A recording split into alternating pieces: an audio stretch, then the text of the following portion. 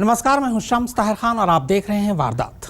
एक अनकही कहानी, कहानी एक माँ की, कहानी उसके दर्द की और कहानी उस दर्द के दवा बन जाने की। दिल्ली के नज़दीक ये कहानी है एक ऐसी माँ की जो हर रोज़ अपना सारा काम छोड़कर घंटों सिर्फ ट्रैफिक कंट्रोल करने में गुजारती है। वो न तो ट्रैफिक पुलिस में है और न किसी समाज सेवी संगठन में, लेकिन फिर भी उसका सारा दिन सड़क पर ही गुजरता है। जानते हैं क्यों? क्योंकि यही तो है उसकी अनकही कहानी।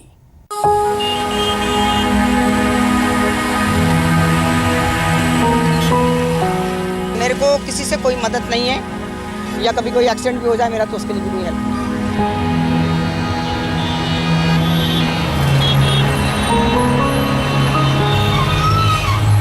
इस दौड़ती भागती जिंदगी में हर किसी को अपनी मंजिल तक पहुंचने की जल्दी है। अब इसे दिल्ली जैसे किसी शहर का मिजाज कहें या फिर यहाँ की मजबूरी। इस जल्दी में कौन पीछे छूट रहा है और किसका सफर बीच रास्ते में ही खत्म हो गया, इसकी खबर भी किसी को नहीं होती। लेकिन इस तमाम आपाधापी और रैट रेस के बीच कोई ऐसा भी है जो दूसरों के लिए जीता है। डेली मैडम आती हैं, कोई दिन ऐसा नहीं हो जो नहीं आती हो। दूसरों के लिए सोचता है। मैं तो उनको पूछिए, मैं रोज ऐसे सलाम करता हूं उनको। जगह नेशनल हाईवे नंबर 24, गाजियाबाद। वक्त दोपहर के 2 बजे। वो चाहे जेठ की चिलचिलाती धूप हो या फिर हाड़ कपाती ठंड, दिल्ली और गाजियाबाद के बीच खोड़ा कॉलोनी के इस ट्रैफिक जंक्शन पर यह महिला कुछ यूं ही पिछले 6 सालों से लगातार खड़ी खड़ी ट्रैफिक कंट्रोल करती है। वो कभी कानून तोड़कर आगे निकलने की कोशिश करते किसी ड्राइवर को फटकार लगाती है,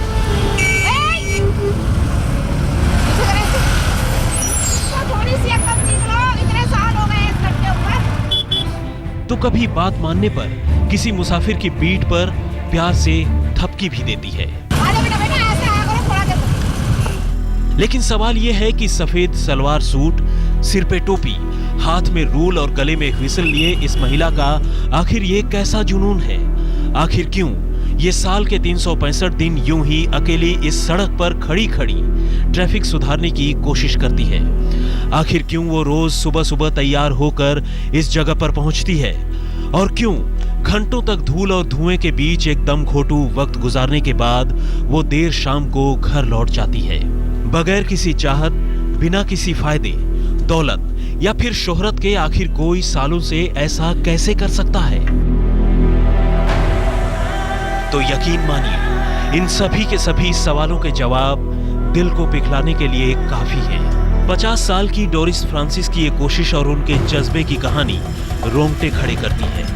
दरअसल डोरिस का यहाँ इस सड़क से और इससे गुजरती इस बेलगाम ट्रैफिक से एक अजीब और अनकहा रिश्ता है।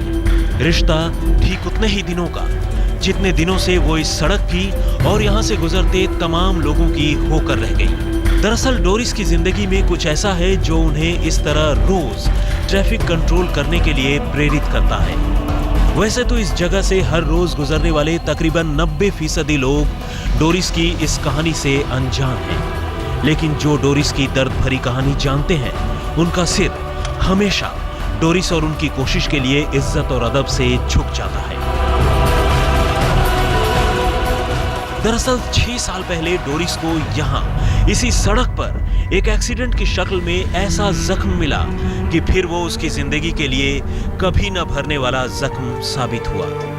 लेकिन अपने इस जख्म पर सिर्फ रोने और मातम मनाने के बदले डोरिस ने यहाँ इसी जगह पर ट्रैफिक कंट्रोल करने का जो फैसला किया, वो यकीनन एक नायाब मिसाल बन गई। क्योंकि डोरिस ये नहीं चाहती थी कि यहाँ फिर कभी ट्रैफिक की रफ्तार किसी को कभी ना भूलने वाला जख्म दे जाए।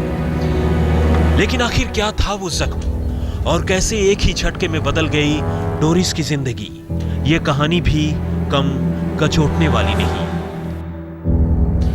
राम किंकर सिंह, गाजियाबाद, आज तक। एक मां सड़क पर अपने बेशकीमती 6 साल यूं नहीं गुजार देती अगर तकदीर ने एक रोज उसके साथ एक खौफनाक मजाक न किया होता। जी हाँ, मजाक, वो भी एक ऐसे हादसे की शक्ल में जिसने उससे उसकी सबसे छोटी बेटी को ही छीन लिया। लेकिन बेटी की मौत के जिस दर्द ने उसका जीना दुश्वार कर दिया, वही दर्द जब हद से गुजरा तो इस मां के लिए दवा बन गई।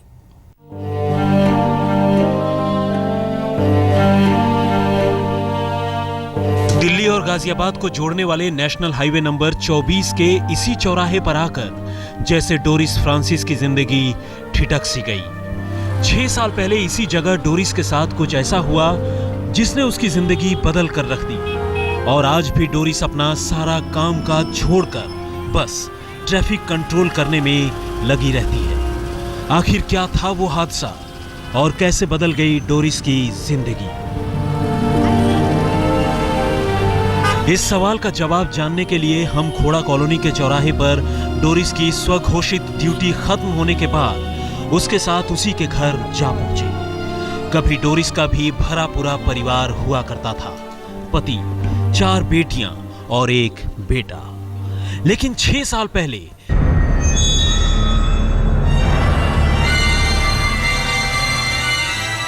यानी 9 नवंबर 2008 के रोज इसी खोड़ा चौराहे पर हुए एक सड़क हादसे ने एक ही झटके में डोरिस की सारी खुशियां छीन ली। एक्सीडेंट की घटना मेरे साथ ही हुई है। मेरी बेटी छोटी थी निक्की, और मेरी बेटी का, मेरे हस्बैंड का एक्सीडेंट हुआ यहाँ पर। और वो ऐसा एक एक्सीडेंट था कि हम तो बच गए मगर हमारी बेटी को हम नहीं बचा सके। वो अपने पति विक्टर फ्रांसिस और सबसे छोटी बेटी यानी 17 साल की निक्की के साथ कहीं से घर लौट रही थी। तीनों एक ऑटो में सवार थे, लेकिन अभी वो अपने घर से थोड़ी ही दूर पर थे कि इसी चौराहे पर एक तेज रफ्तार कार ने उनकी ऑटो को ऐसी जोरदार टक्कर मारी कि उनकी बेटी छिटक कर दूर जा गिरी। वो पहले से बीमार थी, ऊपर से इस एक्सीडेंट ने उसके फेफड़ों को जख्मी कर दिया। रोती चिल्लाती डोरिस और उसके पति अपने चोट और जख्मों की परवाह किए बगैर उसे फौरन उठाकर अस्पताल ले गए, लेकिन उसकी जान नहीं बचाई जा सकी। इसके बाद डोरिस और उनका परिवार लंबे समय तक सदमे में रहा। डोरिस दिन रात ये सोचती रही कि आखिर उसके और उसकी लाडली बेटी के साथ ऐसा क्यों हुआ। क्या ये ऊपर वाले की मर्जी थी, तकदीर का लिखा, या फिर कुछ और? लेकिन तमाम सोचने और समझने के बाद डोरिस और उनका परिवार जिस नतीजे पर पहुंचा वो थोड़ा हटकर था। उन्हें यह महसूस हुआ कि निक्की की जान बच सकती थी अगर दिल्ली और गाजियाबाद के रास्ते इस ट्रैफिक जंक्शन पर उस रोज कोई ट्रैफिक पुलिस वाला तैनात होता जो बेलगाम और बेतरतीब ट्रैफिक को कायदे से कंट्रोल कर रहा होता। मगर अफसोस, न तब कुछ ऐसा था और न अभी कुछ ऐसा है। उस घटना के बाद हमें झंझोड़ के रख दिया हमारे ज़मीर ने अंदर से कि अगर इस पॉइंट के ऊपर कोई खड़ा होता तो शायद हमारे साथ ये दुर्घटना नहीं होती। एक वो दिन था और एक आज का दिन। बस डोरिस ने इस जगह पर ट्रैफिक कंट्रोल करने की जो शुरुआत की वो आज भी जारी है। दूसरे लफ्जों में कहें तो वही एक दिन था जब डोरिस ने यह ठान लिया था कि वो इस जगह पर सिर्फ ट्रैफिक के कायदे कानूनों का पालन न करने की वजह से फिर कभी किसी मां की गोद सुनी नहीं होने देगी। इसके बाद शुरुआती कुछ दिनों में चूल्हा चौका छोड़कर डोरिस आम कपड़ों में ही खोड़ा कॉलोनी के इस जंक्शन पर खड़ी होती, ट्रैफिक कंट्रोल करने की कोशिश करती। एक हाउसवाइफ यानी गृहिणी को ऐसा करते देखकर पहले पहल तो कुछ लोगों ने उसे पागल भी समझा और उसकी अनदेखी की, मगर जल्द ही मौके की नजाकत को समझकर डोरिस ने अपने लिए सफेद कपड़े सिलवाए और ट्रैफिक कंट्रोल करने के साथ साथ लोगों को समझाने बुझाने लगी। ये फिर बीड़ा मैंने ही उठाया अपने ऊपर और इस काम को मैंने खुद करना शुरू किया कि उससे लोगों की जान बचे और कोई माँ की गोद फिर सूली ना। धीरे धीरे डोरिस की कोशिश रंग लाई और जल्द ही खोड़ा के इस चौराहे पर ट्रैफिक पहले से बेहतर होने लगी। अब जिस रोज डोरिस यहाँ नहीं आती या देर से आती, यहाँ जाम लगता और जाम लगने के साथ साथ यहाँ से गुजरने वाले हर शख्स की आंखें डोरिस की तलाश करती। यह और बात है कि डोरिस मुसाफिरों को ऐसे मौके कम ही देती हैं, क्योंकि वो अब भी हर रोज हर हाल में यहाँ जरूर पहुंचती है, यहाँ तक कि बीमार होने पर भी। आज की डेट में हर इंसान मेरे को मिस करता है अगर मैं नहीं आती हूँ या मैं लेट हो जाती हूँ। जब भी वो लोग कहते हैं मैडम क्या बात है आज लेट आए हो आप, तो मैंने क्या आप लोग मेरा यही देखते रहते हैं, घड़ी देखते हैं कि मैं लेट आई हूँ या जल्दी आई हूँ या जल्दी आ जाती हूँ। जब भी मैडम आज तो बहुत जल्दी आ गए तो खुशी भी होती है कि लोग बाग ये तो समझते हैं मैं नहीं आती तो दूसरे दिन गाड़ी रोक के हेलो मैडम क्या बात है क्यों नहीं आए आप, तो उनको बताना पड़ता है हर किसी को कि मुझे ये हो गया था मुझे, तो वो अफसोस तो ज़रूर करते हैं। अभी मेरे हाथ में थोड़ी सी चोट लग गई थी साथ के अंदर, तो एक सोसाइटी से हैं उन्होंने मेरे को बहुत अच्छा स्प्रे ला के दिया जिसमें दर्द कम होता है, तो मुझे बड़ी खुशी हुई। वो सड़क हादसे में अपनी बेटी को खोने के बाद डोरिस के पास दो रास्ते थे। एक, अपनी बेटी की याद में ताउम्र रोना और फिर उसके जाने के गम को भुलाने की कोशिश करना, और दूसरा इस हादसे से सबक लेते हुए दूसरों को ऐसे हालात से गुजरने से बचाना। और दाद देनी होगी डोरिस की जिसने दूसरा रास्ता चुना और दूसरों को ऐसे हादसों से बचाने की मुहिम छेड़ दी। एक ऐसी मुहिम जिसमें उसे न तो किसी के साथ होने की उम्मीद थी और न ही किसी शोहरत की चाहत, बल्कि वो तो अपनी तरफ से हर वो कोशिश करना चाहती थी जो हालत बदल सके। ना गर्मी ना सर्दी और ना ही बारिश, पूरे साल 4 से 5 घंटे हर रोज पीक आवर में नेशनल हाईवे पर डोरिस फ्रांसिस ट्रैफिक को कंट्रोल करने का काम करती हैं।